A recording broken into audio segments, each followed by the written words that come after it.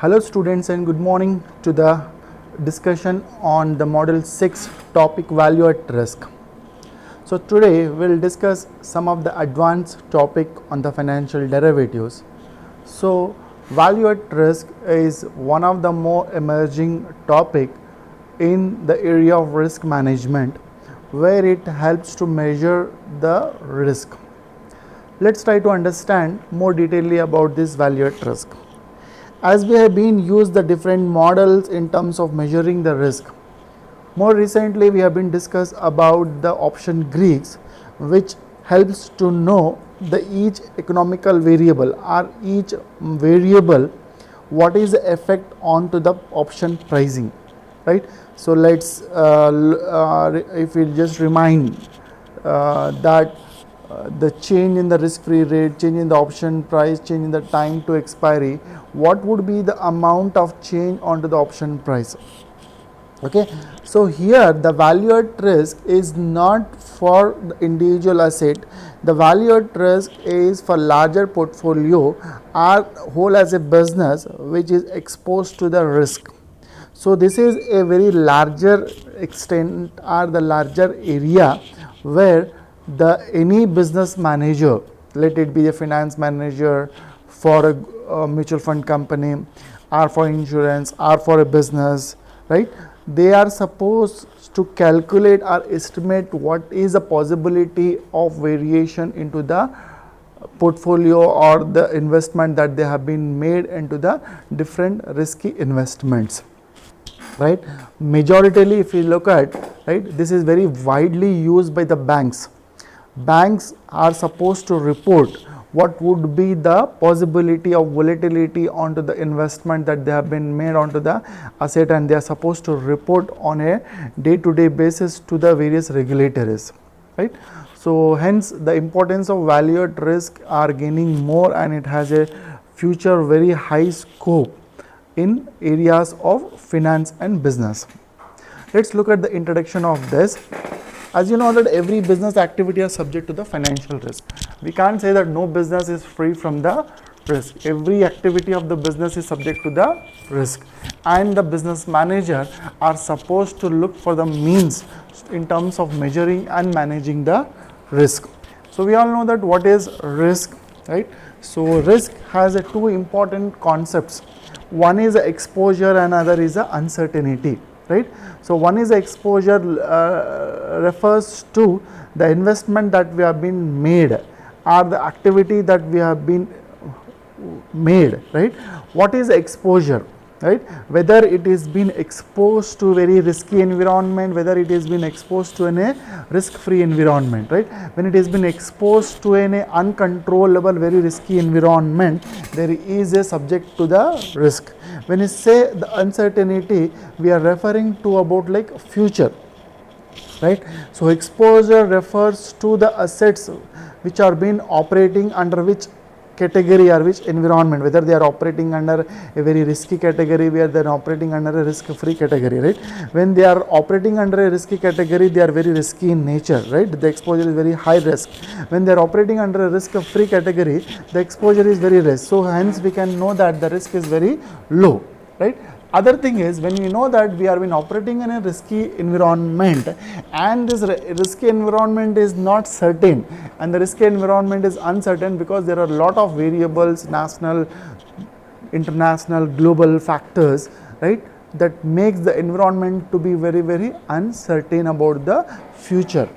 Hence it leads to volatility, that is volatility refers to the deviation. So here we are trying to measure the volatility from the point of standard deviation. We all know that volatility can be measured from the standard deviation and the beta, but we do use only from the point of standard deviation in this value at risk. Fine. The sources of financial risk to the business is from the credit risk, market risk, liquidity risk, and operational risk. So these are the named to few the risk which are the sources that makes the business to be very risky, that makes the business to be, are the cash flows, the future cash flows to be uncertain, or the future cash flows are exposed to the risky environment. Out of these four listed, just to name, right, So credit risk, liquidity risk and operational risk are manageable with more effectively. When it comes to market risk, as you know that markets are very highly uncertain markets, right? So it is very, very difficult to measure and manage the risk. So hence it's challenging for any of the manager, right? The credit manager or in the banks or in a commercial or in any of the finance role, right? It is very challenging for him to measure the market risk and try to manage this market risk. And this possibility, I mean to say that the challenges faced by the managers need to disclose what is a everyday risk. Now every individual, right, in a firm or investor, they would like to know the investment that they have been made, what is the risk for a minute, what is the risk for a second, what is the risk for a day, week, month, year, right? So here this is the possibility, by applying the value at risk concept, we can try to know, right, the risk, the exposure of our investment, what is the amount of exposure of our investment by using the concept. Okay. The standard benchmark of measuring and managing risk, as I said, like it is a value at risk is a rise. Now it is been gaining more importance in terms of disclosing the financial risk. So I can easily say, right, today is my risk, this is what if I made an investment in equity.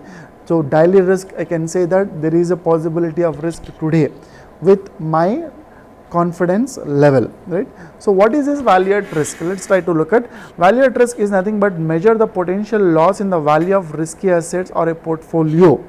So it is going to measure the potential loss, that is loss in the value of investment in the risky investment.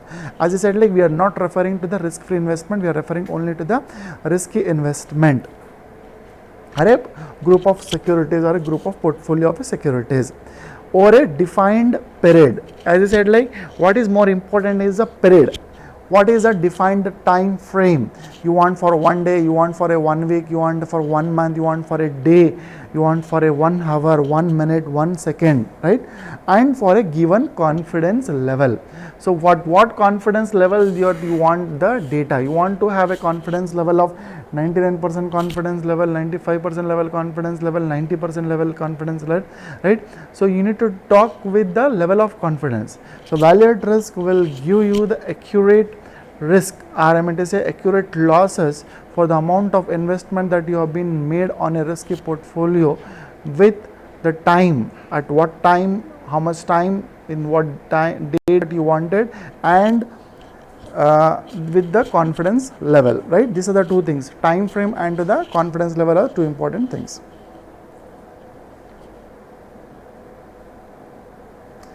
Right, concept of value at risk more detailedly, let's try to understand here.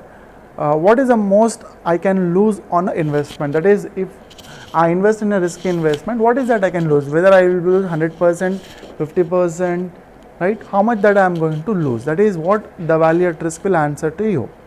Investor who has invested or considering investing in risky assets, that value at risk is only subject when you make an investment in risky investments, not for risk-free investments, right? Risky assets ask at some point in time. Some point in time is you are very clear, within 1 week I make investment. As a time is very important. Value at risk tries to provide an answer at least within a reasonable bound. The wide use of value at risk as a tool of risk management. So now the value at risk is used as a tool, risk management tool, especially in the financial service firms, right? So as I said, like financial service firms which have been operating and they do make investments in the risky investments, right? It is a tool, risk management tool to measure and manage the risk. If another example I have it here to understand more clarity. If a value at risk on an asset is 100 million, right? I have made an investment of $100 million at a 1 week. 95% confidence level with which I wanted to know the accuracy through which what would be my losses, and there is only 5% chance I can take in terms of losses. So I am very confident, 95% level confident that this is my going to loss, right? I am not confident only the 5%, the loss would be this or it can be more than that. Then the value at risk more than 100 million over any given week. Okay, so here amount of investment time, 1 week is a time, and the confidence level. So then if we look at more thing, the three things that is going to concentrate, that is the value, the variable V in the value, that is the what is the value that you have been invested, right? What is the value which is losses it is going to give you for the time horizon of n and the confidence level x%, right? There are two parameters. One is the time horizon n days and confidence level x percentage for a variable of V that you have been invested. Okay, as I said again, three parameters. V is a variable amount of investment, n is the time horizon, and nx is the percentage. In simple, value at risk tries to give you the amount of losses for a given time frame with the level of confidence. What is the level of confidence that you wanted? What is the time that you are looking for? And for the amount of investment they will give, this is what the possibilities of losses. This is what the value at risk is very useful. Fine.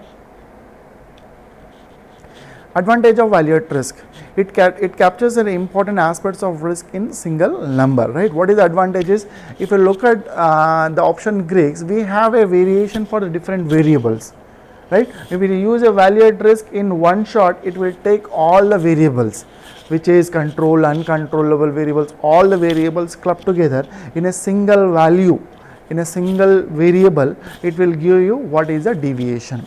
If not, you have to calculate the deviation for individual variable like the time, the standard deviation, the volatility, the risk-free rate, the closing, the current market price, right? Rather calculating individually than accumulating. So value at risk will give you the one shot, one single variable, what would be your losses. As you say, it is very easy to understand because it is only three parameters that we take into the consideration. More important is only two, that is the time horizon and the confidence level, right? It asks a simple question, how bad you things gets, right? So value at risk advantage is how bad with a given time frame, with the 1 day, what is my losses, 1 week, what is my losses, maximum with the level of confidence. So you want to increase your confidence, increase to the 99% confidence level. So how much is the maximum losses you may have in a given day, even given hour, even a given week. That is where advantage of value at risk. Fine. So in the next topic, we'll discuss about the measuring value at risk of the different models. Fine. Thank you.